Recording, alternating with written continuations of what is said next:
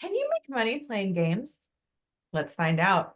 Welcome to another edition of The Good, Bad, and Ugly of Business. I'm your host, Catryn Becker. On this podcast, we love to interview all sorts of amazing people who have found success in this world doing incredible things. And we want to learn what they have learned that's helped make them so successful. Because while a smart person learns from their mistakes, a genius learns from the mistakes of others. Let's find out what mistakes these people have made so we can either avoid them completely or we can learn to fail faster. As I mentioned at the beginning of this, can you make money from games? Well, today's guest is the incredible visionary and CEO of Ultimate End Gamers League. His name is Titus Walker, and he is creating a business out of playing video games. Can you believe it? We're going to dive into it. Titus, welcome to the show. Thank you. Thank you so much for having me. I am so interested to be here. I have a 12-year-old son who loves video games, and you've probably heard this before, and I'm sure other parents have thought it too, but it's like, you can't make money playing video games. That's not a Yeah. career. And you are completely changing that and making it a thing. So please Yeah. tell us a little bit more about Ultimate End Gamers League. Yeah. I love that intro of geniuses learn from the mistakes of others. That's amazing, by the way. Just wanted to say that. Thank you. Um, yeah, I would say that growing up, my upbringing was the same. I mean, I heard it a lot more of like, it's ruining your brain, and it's, a lot of that when I was growing up. And so um I found myself, though I loved playing video games, it felt like I couldn't do anything in video games. It was, a waste of time, and it was, all these different things. And so I believed that and kind of grew up in that environment. And so I went into real estate, and getting into real estate, I learned I did community building. So it was development. So essentially, instead of just selling houses, I would go into a plot of land and build everything from a 10 home community, and I did all the way up to a 2,000 home community. Wow. Yeah, with the That's a lot of pools and homes. all the planning and prepping. And so I like to say I learned how to build communities. And so when I transitioned out back into gaming again, which I do full time, I have for the past 2 years. Um, I realized the similarity in building a community and how important it Mhm. was to build a community. And I was very good at it because I did it for 8 years in the real estate world. And so I'd say, like, gaming pushed me into this. Well, being pushed out of gaming at a young age and still loving it and enjoying it, and then doing the business side, helped me recognize, when I came back into gaming, the bad and the ugly of the gaming side, and made me want to change something about it, because I knew anything that this many people love, you can make money on. Period. Like, Yeah. the thought that you can't make money playing video games is as silly as it gets. When you think about it, there's 3 billion gamers in the world. Um, there's There are not three really billion. that many? Yeah, yeah, yeah. That There's number is insane. yeah, and there's not 3 billion of many other industries ever out there in history, Sure. right? So it's like, how could you not make money in gaming? Really is the question, and that was what I kind of set out to answer. It's funny. I had my 12-year-old, he just turned 12. And so I had four other 12-year-olds, 11-year-olds spending the night for his birthday. And as they were kind of winding down, we had made the living room like a fort, and everyone was in sleeping bags and, just completely destroyed my living room. But, it's what you do. Yeah, And I was like, okay, let's wind down. And they were like, can we put something on to watch as we are kind of calming down? I was like, yeah, what do you want to put on? And one kid was like, I want to put on YouTube and I want to watch gamers play things on YouTube. And I was like, what? Like, what? Like, just watching that. And I think that's such a shift in culture because, I mean, to be honest, I'm in my 40s. YouTube wasn't around. yeah, When people played games, it was you had to go to someone's house who had a Sega or a Nintendo. And my uncle used to tell me Nintendo no friendo. So if yeah, you played video games, you would have no social skills and you'd have no friends. And that's yeah, completely changed. And it's changed so fast. yeah, yeah. I mean, even then though, you had game shows, and it was huge. I mean, that was the all the rage, watching people play a game, right? Like, Oh, or that's such a good sports. So, point. or like, it's always been a thing. It's just it evolves the same as everything else. It's just a game that you cared about that your kids definitely don't, right? Like, that's kind of how that works. Like, they're not going to sit and watch a game show, but they'll sit and watch somebody play a game, and it's the same thing. It's the same concept. There's rules, and there's regulations, and there's a winning, and there's a losing, and there's a, so it's My all the mind is same. completely blown. I've never made that correlation. Titus, thank you. That Yeah. changes everything. Perspective is everything. Yeah, exactly. And I grew up in a weird age because I'm 33 or 34, one of those. And so I grew up where game shows were still a thing, but also games were becoming a thing. So I kind of got to watch both sides. And I've always likened it to like sports or game shows or whatever. Like, people will sit and watch whatever they enjoy or whatever their family enjoys, or it just depends on where you're coming from. And I would say that a majority of the population right now is coming from the gaming world. And so if there's any industry set to boom, it's the gaming entertainment side, or the gaming entertainment world. So Sorry, my dogs were barking. I'll have to edit this out. yeah, no worries. Can you hear them? Not really, no. Oh, thank goodness. Well, I'm making the marker for myself. I just had a delivery person come to the house and they are howling.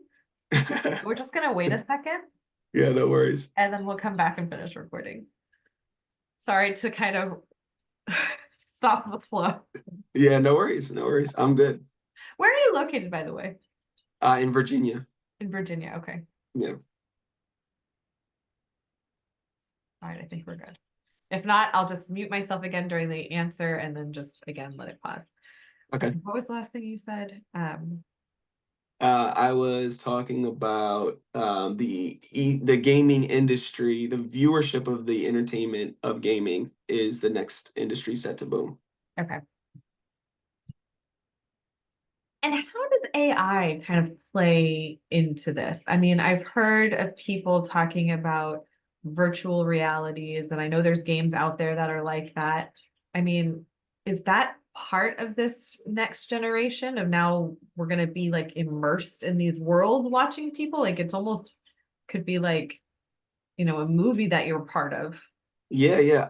I think AI plays a part in a couple different ways. I mean, because like you said, you could make a game if they can find a way, and they're starting to try, but if they can find a way to animate the game and have the storyline play out based on what you say and what you do, and then the AI kind of generates. So you're like, you want this beginning and this ending, how you get there and all the things in between doesn't matter. So you can kind of say anything and do anything, and the AI would react to it. That'll be kind of a fun way, or a fun wave of games that comes out when that does start happening, which they're working on some engines for that now. Otherwise, I think AI is just going to help create games a little bit faster, Mm. which is a big part of where we've been able to succeed, because the creation of games at at one point, when I was a kid, there was 3 or 4 game developer companies in like the world, right? There was only about 4 people making games. And so I remember waiting months and months, if not years, for a new game to come out. And it's like, I have all the games that are out, I have them already, and now I'm just waiting on a new game. Now there were 50,000 games. The estimates are 50,000 games developed last year. So in 2023, yeah, 50,000 games. That's a lot of games. So A lot. there's no longer that, like, the supply is high and the demand is high, but how you get that in between is the tough part. Like, how do games get in front of people? And so those fun and exciting and new games, I think, are going to be the wave for a while. The ones where you can really interact in this world. Well, and if I'm trying to break this down in terms of other entertainment things that we have, you're not creating the game. So you're not like the movie studio, Yep.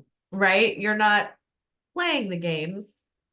So you're not, well, I mean, there's a piece of that, but you're kind of almost like the movie theater or like the sports arena where people come to gather. Yeah. Is that does Us, that work as an analogy? I'm are saying you you saying as UEL. UEL? Yeah. Okay. Um, we are, I like to consider us to be like the Apple of the gaming industry, Okay. where we are a little bit of everything. We have a production side, a production wing that, so we do all of our own in-house production, from our video editing, commercials, graphic design, all of that falls in our production wing. But then we also have a section that is more about education. So the academy and different collegiate, K through 12, all that stuff that we do there falls on the education side. And then we have our pro gamer side, which is more like the entertainment, high level gameplay, and competition. And then the major part of our business, along with the pro side, is the marketing side. So we do like a little bit of everything. Oh, wow. How did you come to even do that out, especially out of coming out of real estate? Like I know you said Yeah. community builder, but like that's more than just building a community. Yeah. So I was given this vision in 2019, because I can't take credit for it, because um there's no way I came up with all this. But essentially what I wanted to do, back in 2019, I loved gaming and I wanted to help gamers be able to go pro and get them paid to play video games. That was my goal. Our motto is still the same as it always was. Ultimate End Gamers League is where gamers go pro. That's been the same since the beginning. Mm. And the goal was to create a professional setting for gamers. So when I got into the industry, I found that there wasn't a single community that kind of ran it all. There was a lot of sub communities, and so I kind of thought about it, and I started doing a lot of research, and I found that the average gamer plays 24 different games a year, which sounds like a lot, but it's actually not. It's like 2 games per month, and again, there were Yeah. 50,000 games developed, so that's not a lot of games, right? But what I found was, even though the average gamer plays 24 games a year, every gaming competition, every gaming game show, if you will, every entertainment side of gaming is always focused on a single game.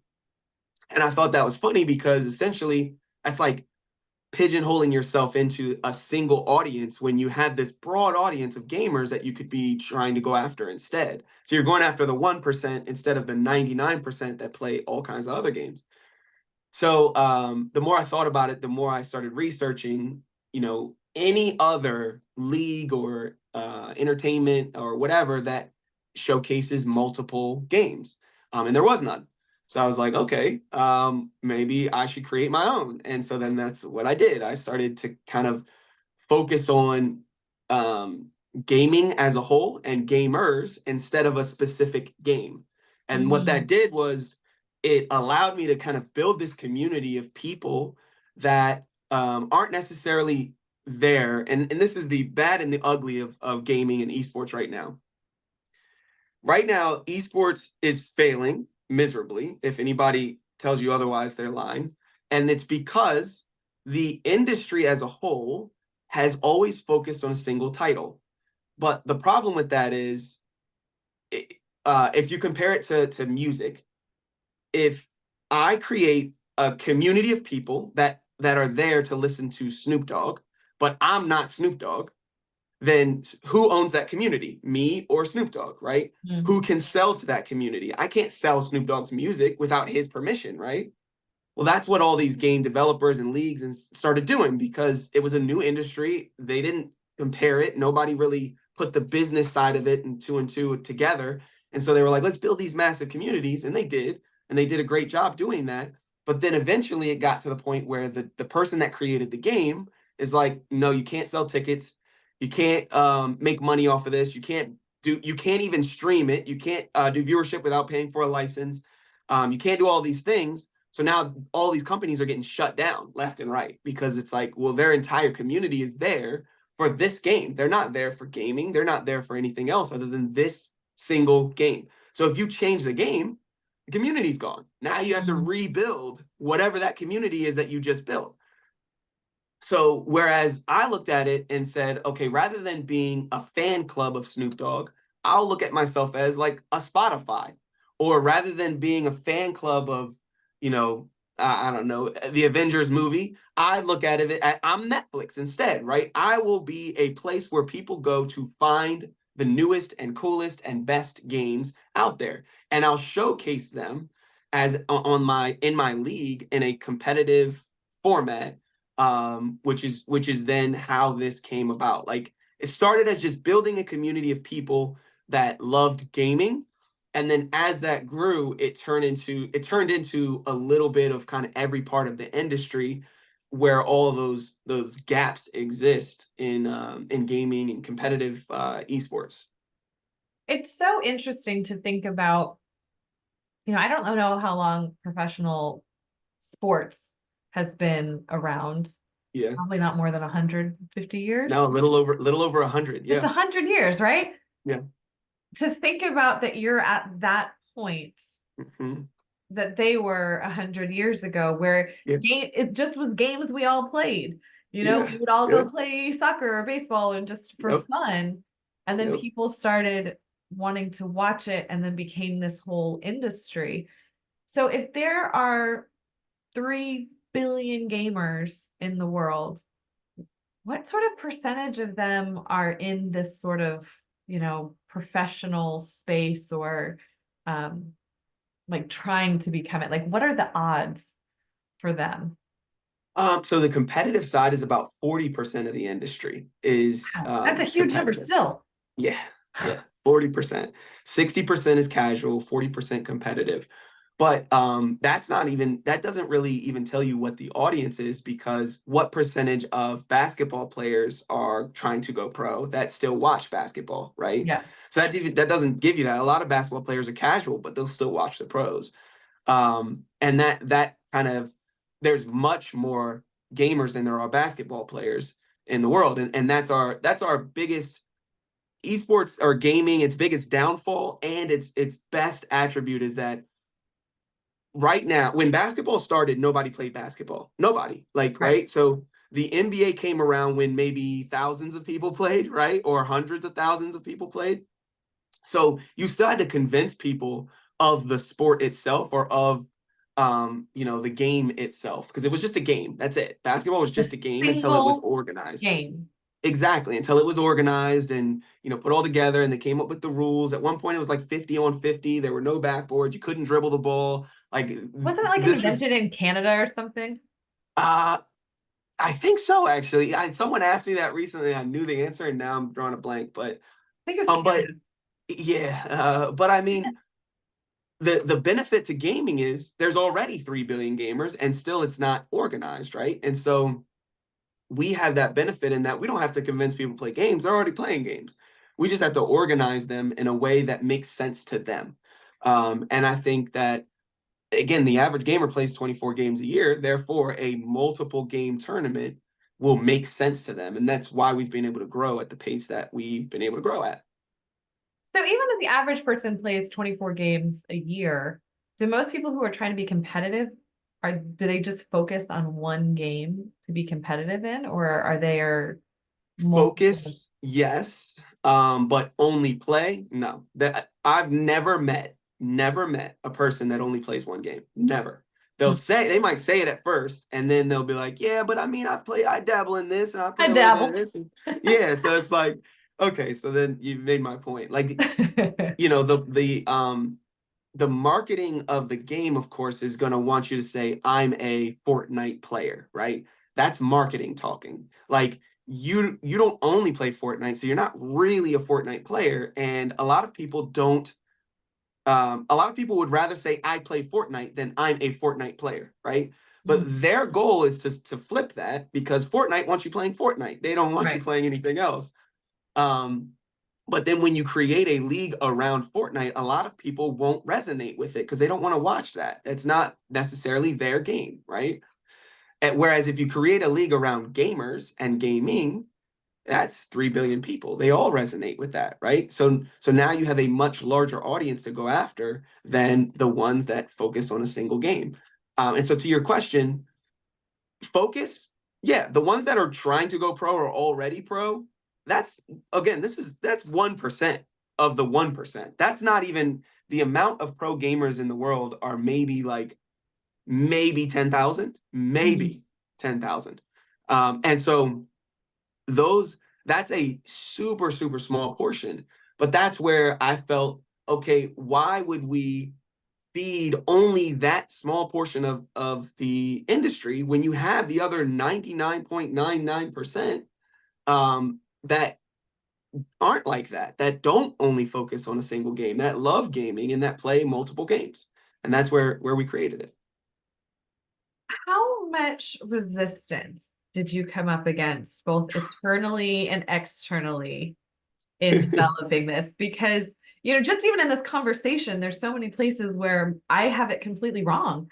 And I'm Yeah, sure lots of people have all sorts of misconceptions about this. So that must yeah. have been a challenge.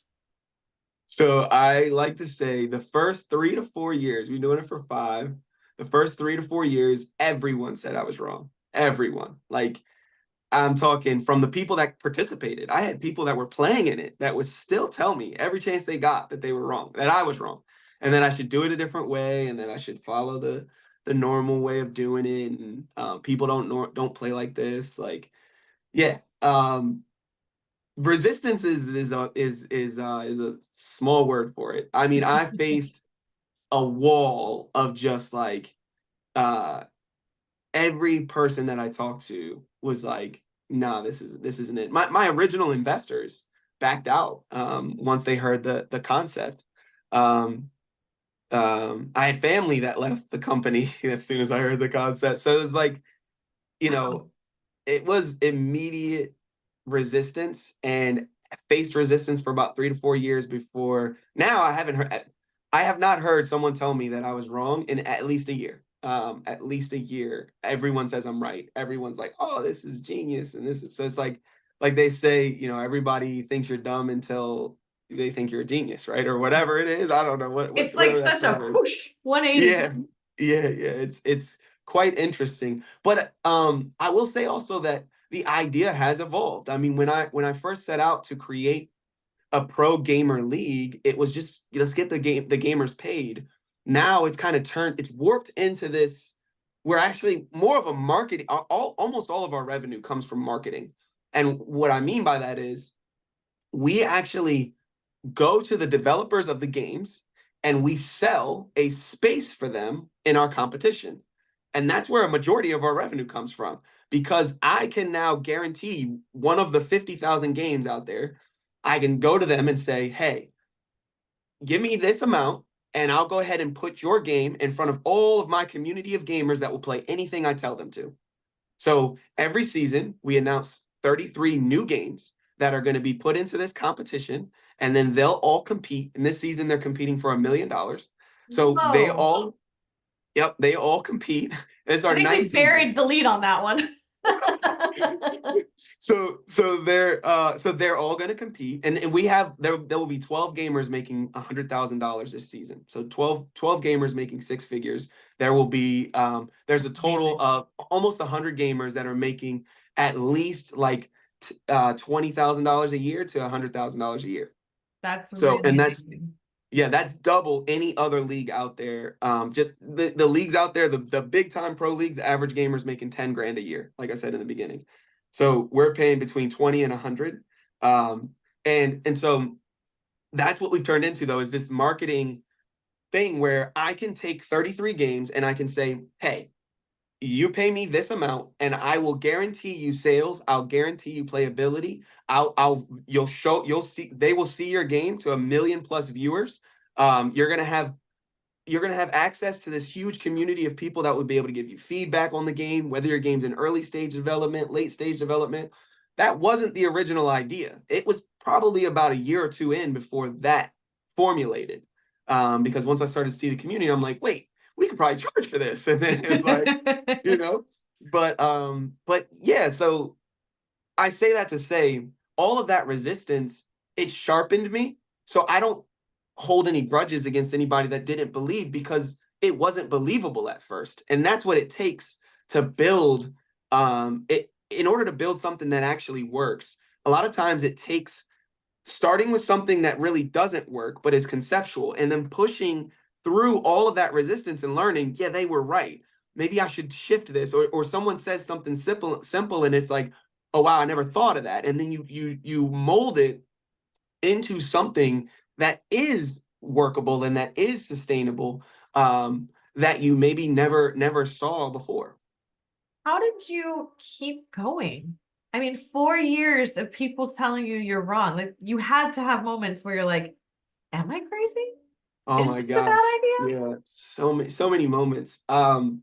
It's sad to think about those moments, because man, if I would have given up, the stuff that the this is what pushed me. I would always think about, if I'm right, how many millions of lives does the NBA and the NFL and the NHL and the MLB, how many millions of lives do they enhance? Do Mm, they improve? touch. How Yeah. many do they touch, right? How many millions? And so, am I doing this for me, or am I doing this for the millions of lives that I want to improve, that I want to enhance, that I want to touch? And that was what drove me. Like, as much as it sucked for me, I always thought about the fact that there could be millions of lives on the other end of this that are depending on this. And if I don't make it happen, then they won't have it. Mm. I mean, it's like that famous Henry Ford quote. If I asked the customer what they wanted, they would have said a faster horse. Yeah, that's a quote I always. I love that quote, right? Yeah, I mean, that's one of my favorite quotes too. So yeah, I mean, exactly. Like, you know, as much as they said that, I actually saw that quote a little after announcing it and people saying it wouldn't work. It was like shortly after that quote was put in front of me, and I it resonated with me, and I've said it ever since, because I would always think, yeah, they don't know what they need. Like, as much as they think they know, they don't know what they're happy with $10,000 a year. Like, they're happy with that, right? They're like, oh, I'm getting paid to do what I love. But it's like, yeah, but they're keeping the other 99.9, even though you're generating this money, they're not willing to pay you that money, and it's because you're not building anything new. But Oh my yeah, so gosh, it was Titus. it was it was a lot to get through, but I'm very happy that I did. Well, I am so glad that you shared that because it's one of those things that no one likes to fail. No Yeah, one likes to be told our idea isn't good. And yeah, it's so easy to get caught in our heads, especially when it comes for loved ones, because we assume, and hopefully it's true, that they have the best interest in mind. And they're trying to protect us. But the vision that's been placed in our hearts and on our spirit was meant for us, wasn't meant yeah, for them. exactly. Exactly. Yes, 100%. And trying to force people to see your dream is never the right way to go. Like, they will see it when it's time to see it. Like, when it's their time to see it, they'll see it. And maybe Build they'll it and never they see will it. come. Yeah, yeah, exactly. And maybe they'll never see it, and that's okay. You have to be okay with that. Like, it's not for everybody. Like you said, it was meant for you. And so you don't want to force that on anybody else. Mm.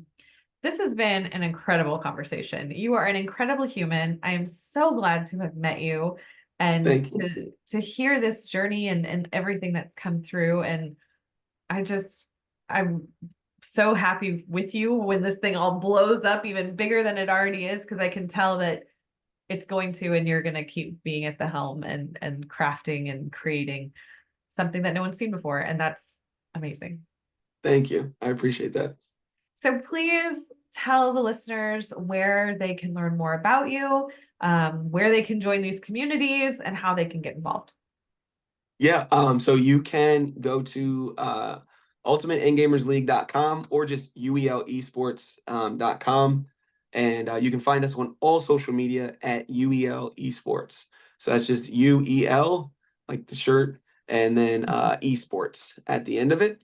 And it's on all social media.